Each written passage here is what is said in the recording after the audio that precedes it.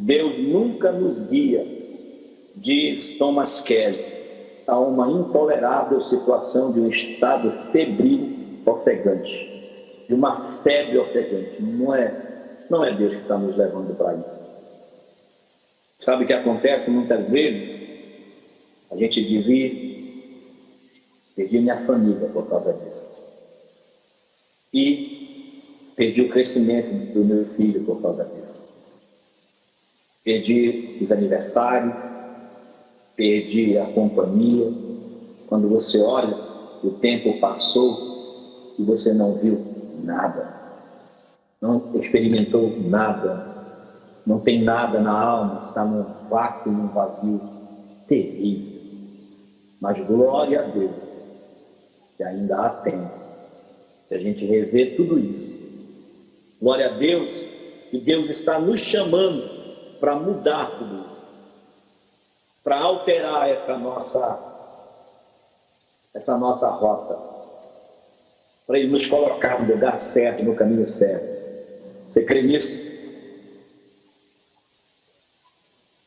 Você quer isso para a sua vida? Para reorganizar o nosso próprio mundo, a necessidade de simplificar é imperativo. Você já percebeu que as coisas mais simples da vida, elas nos causam um sabor, elas nos causam uma sensação extraordinária. As coisas mais simples da vida. Você quer ver uma coisa?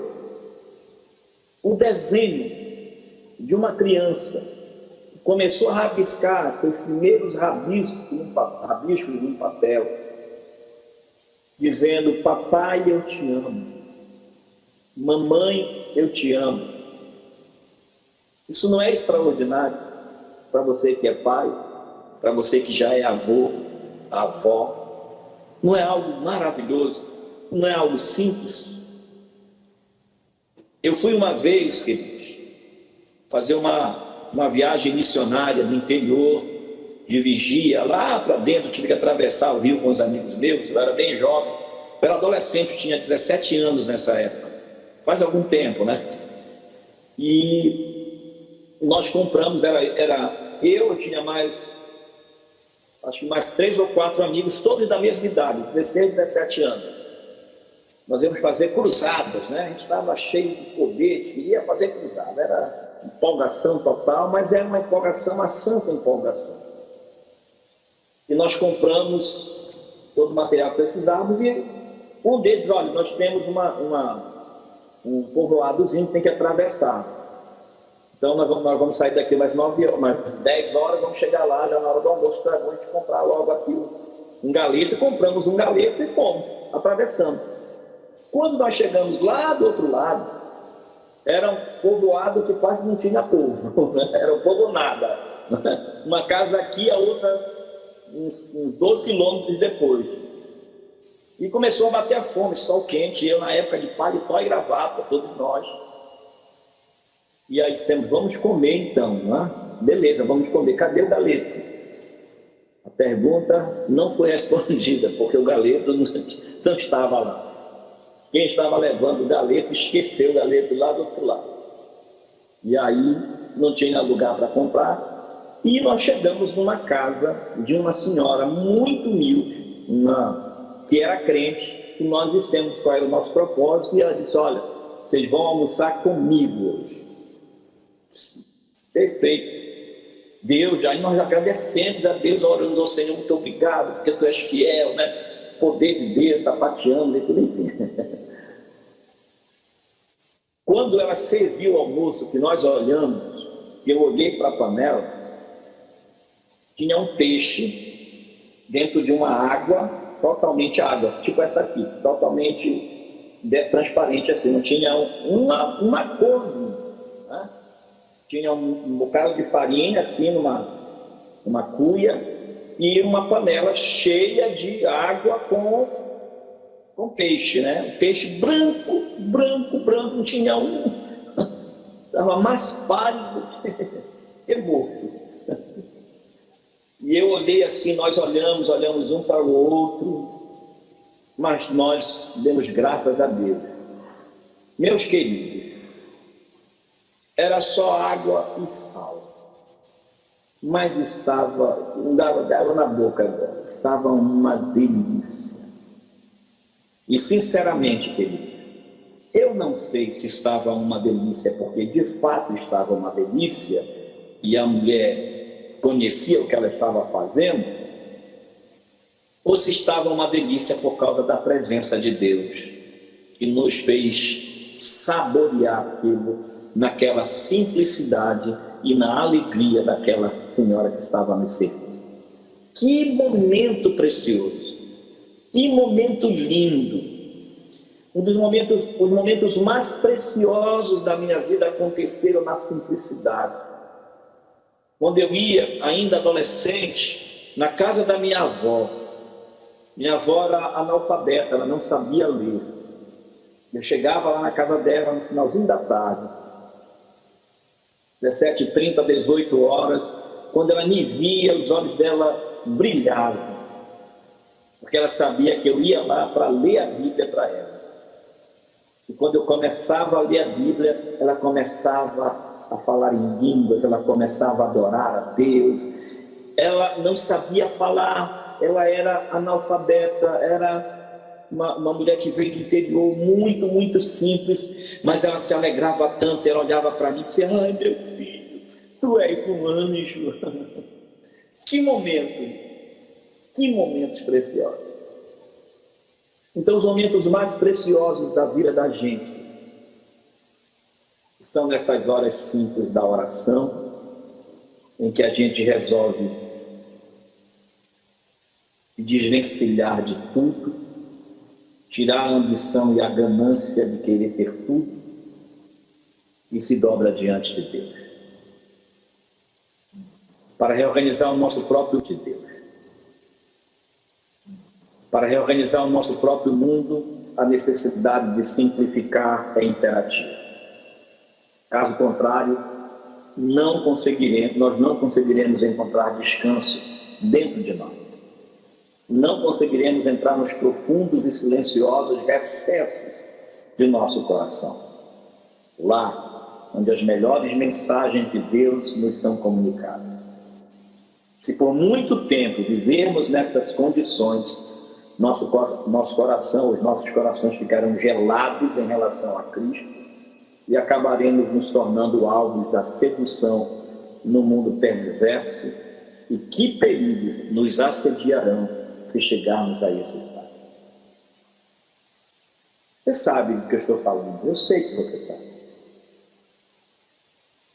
Aqueles momentos em que você está tão seduzido pelo mundo, que alguém diz assim para ti: olha que música linda, olha que música maravilhosa, Deus falou tanto comigo. Aí você olha e não é nada demais. Seu coração está tão gelado, você está tão impregnado pelas coisas deste mundo, você está tão cheio das preocupações deste mundo e da sua ambição pelas coisas deste mundo, que o teu coração vai se tornando gelado em relação a Cristo. Paulo fez uma advertência aos seus amigos lá daquela comunidade ocupada, carnal e consumidora, que era a igreja lá de Corinto. Lá em 2 Coríntios 11:3 ele diz: mas receio que assim como a serpente enganou a Eva com a sua astúcia, assim também seja corrompida a vossa mente e se aparte da simplicidade e pureza devidas a Cristo. A gente pode imaginar que simplicidade tem a ver simplesmente com o tipo de roupa que eu visto, tem a ver com o tanto de dinheiro que eu ganho. Não tem a ver com isso. Tem a ver com a organização das minhas prioridades. O que é mais importante para mim? O que é que ocupa o primeiro lugar na minha vida? Quando eu me preocupo, por exemplo, nesse tempo de pandemia, com a escola de adoradores, que é uma fonte de renda para mim. Quando eu me preocupo se vai fechar, se eu não vou ter dinheiro para sustentar e para me sustentar. Eu estou me preocupando de maneira errada. Quando eu olho para isso e digo: Senhor, eu tenho uma missão a cumprir que tu me deste. Um dia tu me chamaste para cumprir esta missão. E a minha preocupação é deixar de cumprir a tua missão e não deixar de ganhar o dinheiro que eu ganho lá. Eu sei que não é fácil, mas isso é um processo que a gente vai passando, que Deus vai trabalhando na vida da gente, que Deus vai organizando e nos ajudando e nos oferecendo o seu apoio e a presença do seu Espírito Santo para mostrar aos nossos corações que os nossos maiores e principais valores estão nos céus. É o que está no coração de Deus. Nosso desafio é simplificar o máximo que puder. A gente ter o contentamento. Eu sei que é muito difícil compreender isso numa era tão desafiadora como a nossa, de gente querendo ganhar muito dinheiro para ter o melhor carro, para ter a melhor casa, para fazer a melhor viagem, para conquistar tudo ao mesmo tempo. Eu sei que é difícil, mas se tudo isso complicar a nossa relação com Deus, nós temos que fazer como o apóstolo Paulo, que disse: eu considero tudo como perda para ganhar a Cristo, tudo como refúgio, como lixo neste mundo, com quanto que eu ganhe a Cristo, com quanto que eu tenha o privilégio de conhecer a Cristo. Nosso próximo slide diz aí: em certas horas eu também sinto o mesmo receio. Deixa eu voltar aqui só para vocês, no versículo 3 do capítulo 11 de 2 Coríntios. Mas receio que, assim como a serpente enganou a Eva com a sua astúcia, assim também seja corrompida a vossa mente e se aparte da simplicidade e pureza. Esse também pode ser o meu receio. Como disse o apóstolo Paulo, é algo que pode ocorrer, pode acontecer. E o autor aqui do nosso material diz que pode acontecer nos lugares mais insuspeitos. Por exemplo, num lar em que todos os membros da família sejam crentes, numa igreja em que toda a verdade seja ensinada e em que Cristo seja exaltado, até mesmo num seminário onde os estudantes estejam muito ocupados, sejam muito pressionados a produzir, sintam-se exaustos em suas tentativas de manter o equilíbrio entre o trabalho, os estudos e a recreação, as necessidades familiares, o descanso físico e os compromissos externos de seu ministério. Ou seja, esse apartar-se, esse afastamento pode acontecer por conta das nossas necessidades dentro de casa.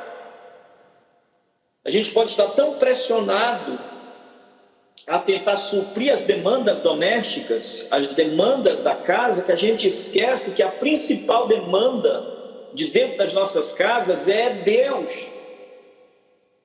É o relacionamento dos nossos filhos com Deus. É o relacionamento da minha esposa com Deus. É o relacionamento dessa casa, dessa família com o Senhor.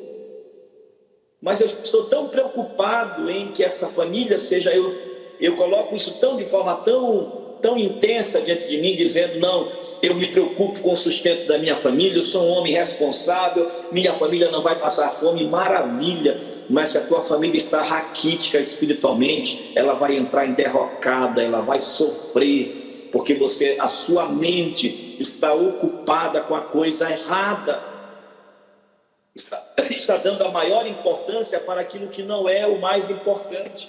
O mais importante é levar essa família para a presença de Deus. E o que vem depois, Ele vai fazer.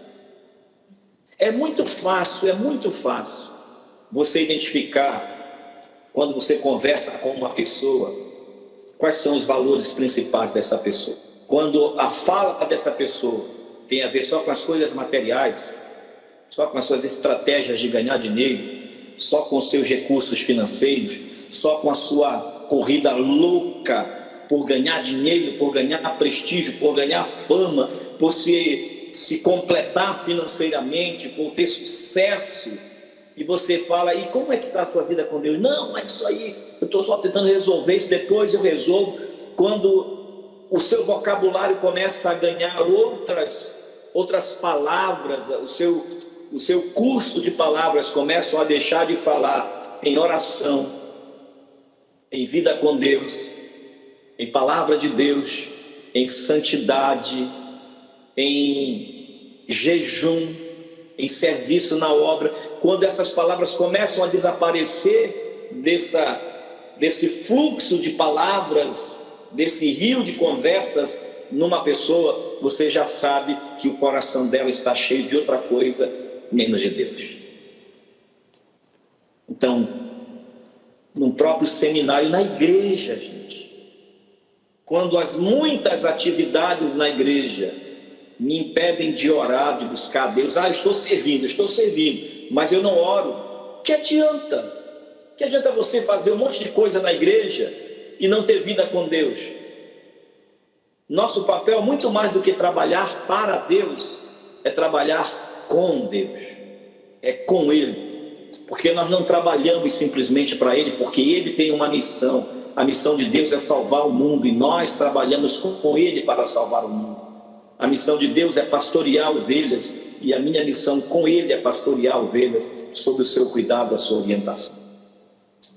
Aqueles que se dispõem a simplificar a sua vida, logo descobrem estar rigorosamente numa viagem solitária contra o vento.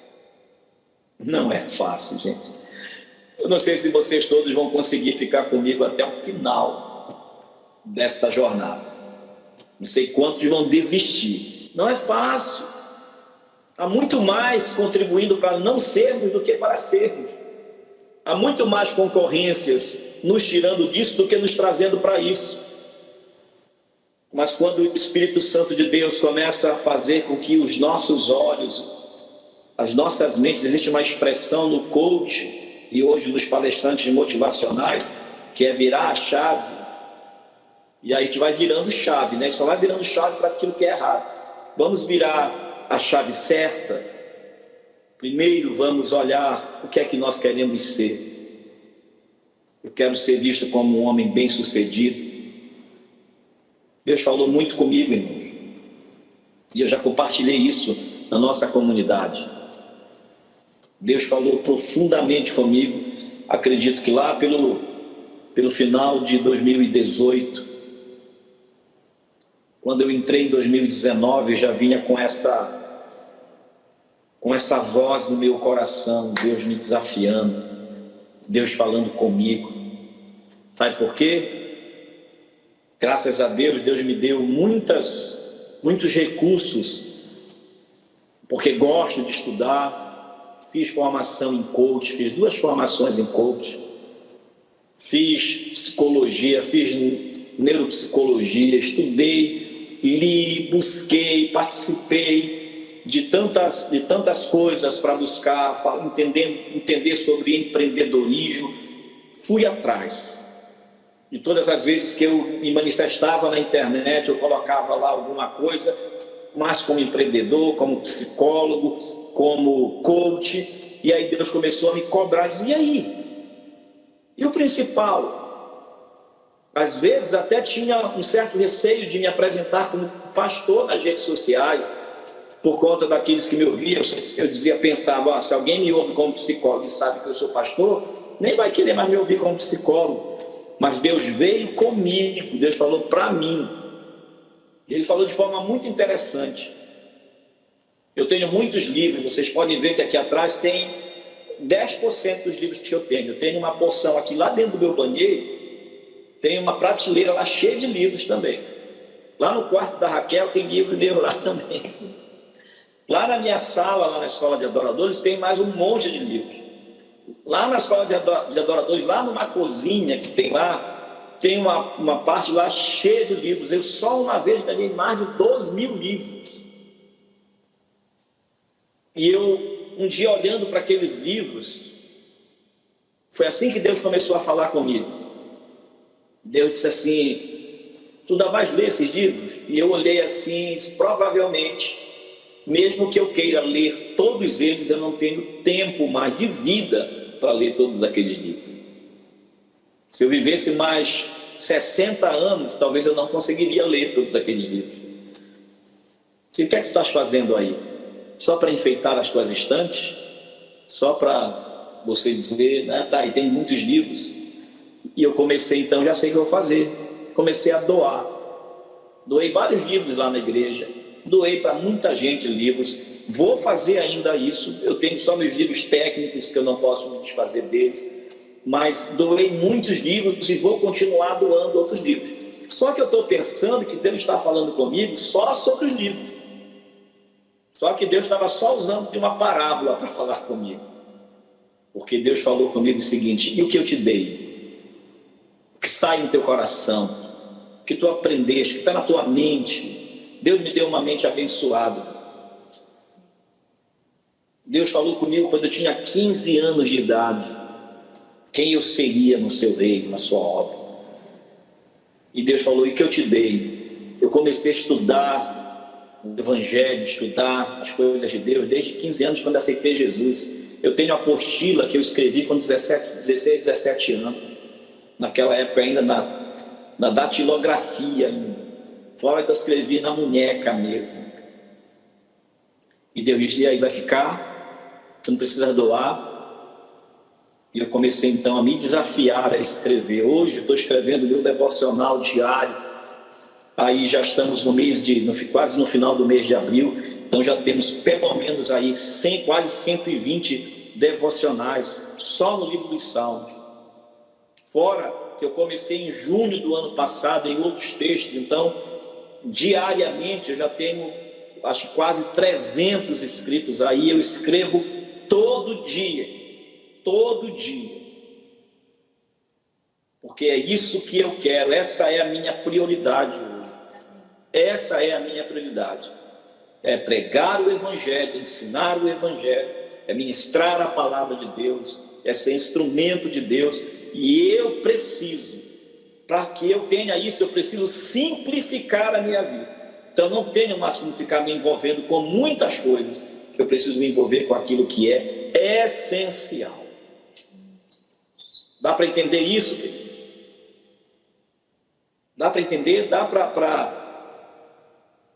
para ser desafiado, mesmo sabendo que é um caminho solitário, que é uma luta contra o vento, contra a maré, porque não é isso que você vai ouvir das campanhas publicitárias. As campanhas publicitárias vão dizer que você deve adquirir mais, deve fazer mais, deve ter mais, deve ser mais, deve conquistar mais. É isso, a pressão é essa. E entra um elemento terrível, que talvez seja o pior vilão contra a simplicidade, e está aí na sua tela: a inveja. É uma inimiga da simplificação da vida. Talvez não haja outra força tão sutil atuando entre o cristão ou entre os cristãos como a inveja, muito embora ela só leve a becos sem saída, fechada numa síndrome horizontal de julgamento, de comparações, de lamentos ou de sentimentos de orgulho. A nossa atenção desvia-se das coisas de Deus para afirmar-se nos outros em nós mesmos. Em vez de estarmos contentes, o que é um dos maravilhosos subprodutos da simplicidade, ou seja, o contentamento, somos consumidos pela inveja. O nosso padrão de satisfação é elevado a um nível tão alto que nunca estamos em condições de alcançá-los. Ou seja, a gente vive sempre comparando o meu carro com o carro do outro, o meu emprego com o emprego do outro, a casa do outro com a minha casa, a vida do outro com a minha vida. E aí nasce de maneira muito sutil uma certa inveja de querer ser e ter aquilo que o outro tem e é. E essa sutileza que a inveja vem, que a gente não admite, tem gente até que chama, não, eu tenho uma inveja branca. Inveja é inveja. Inveja é inveja. Quando a gente aprende o propósito de Deus para a vida da gente, e a gente está perfeitamente sintonizado, nosso propósito, com o propósito do coração de Deus, a gente não vai ficar entrando nessa de comparar o que eu tenho com aquilo que o outro tem, de medir os meus recursos com os recursos dos outros, a minha espiritualidade, nem mesmo a minha espiritualidade como a espiritualidade do outro. Eu vou começar a focar em qual é o propósito de Deus para a minha vida. Diz Alexander: sinta-se feliz se você não se congelar no frio e se a sede e a fome não o agarrarem em seu interior. Se a sua coluna não estiver quebrada, se os seus pés puderem andar, se os seus 2 braços puderem movimentar-se, se os seus 2 olhos puderem ver, se os seus 2 ouvidos puderem então ouvir, de quem você deverá ter inveja e por quê? A nossa inveja dos outros é o que mais nos devora.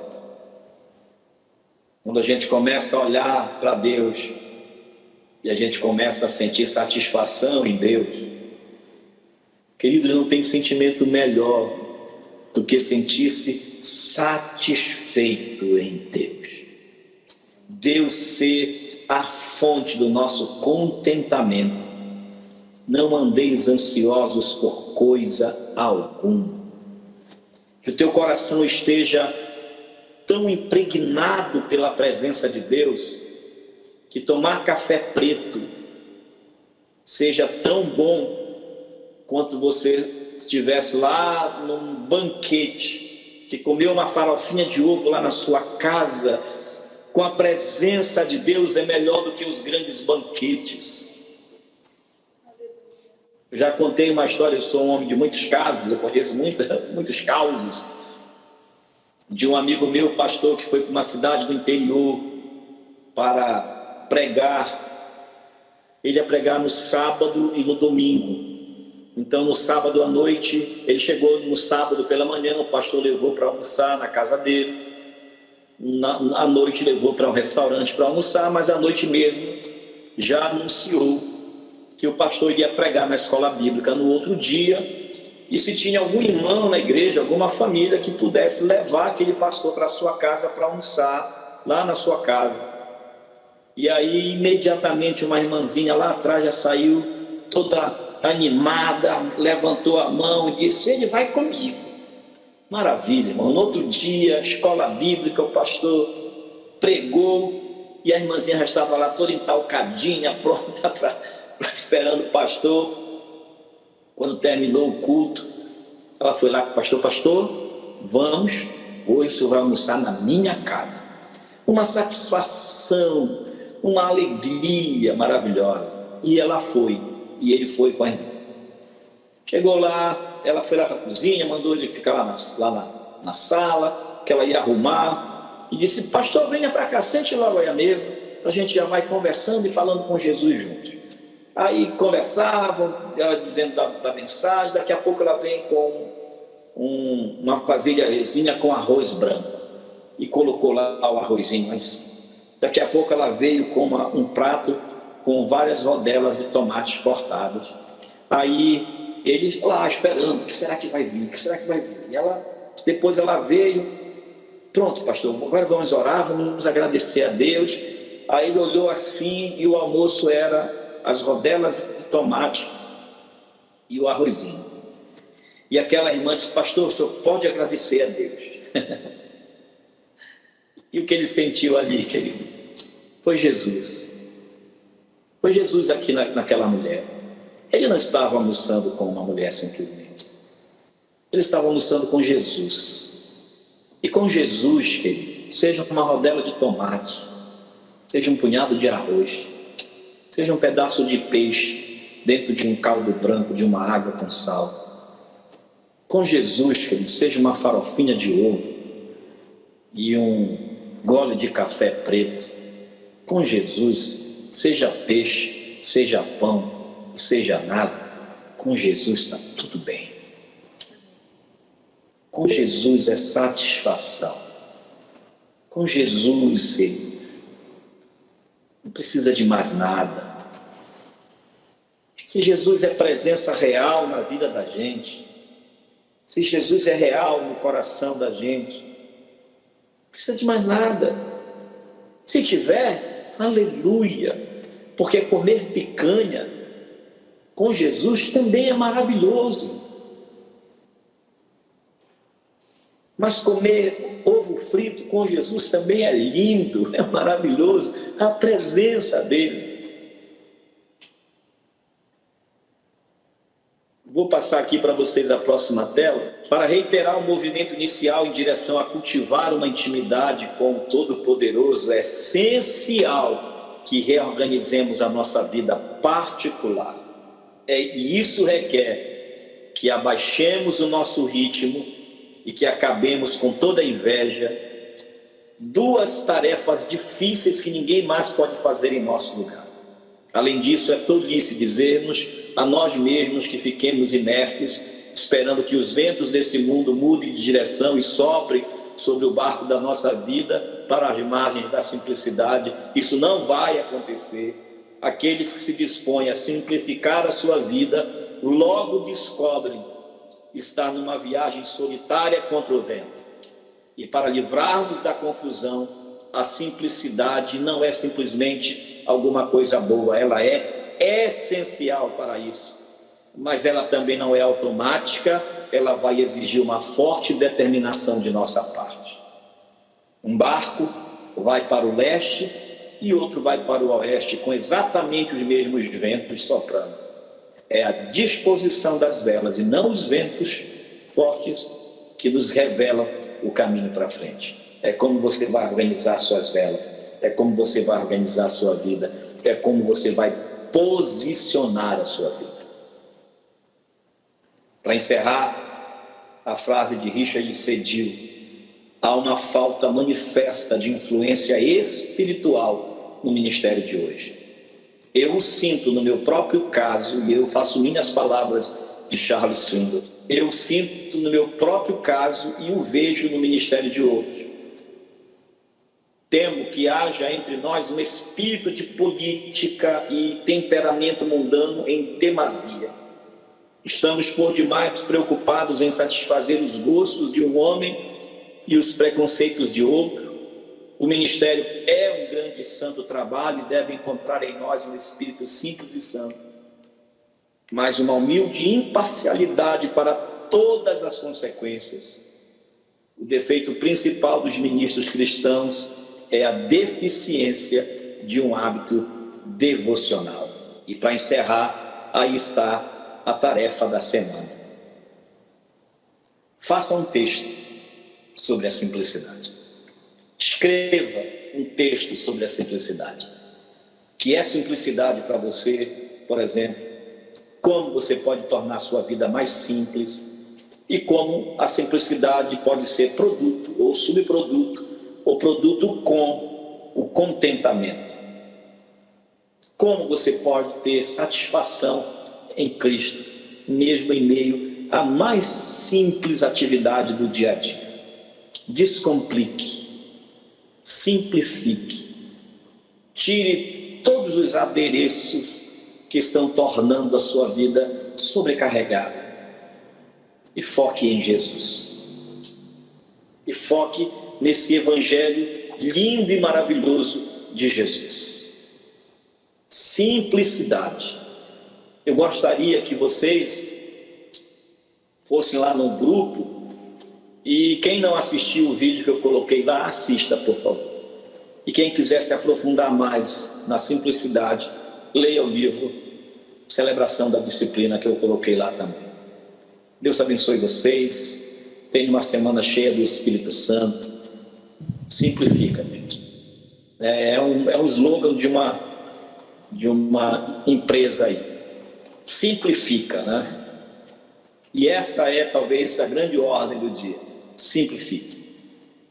Deus abençoe, que a presença de Deus encha o teu coração. Nós queremos viver, queremos sentir. Vem derramar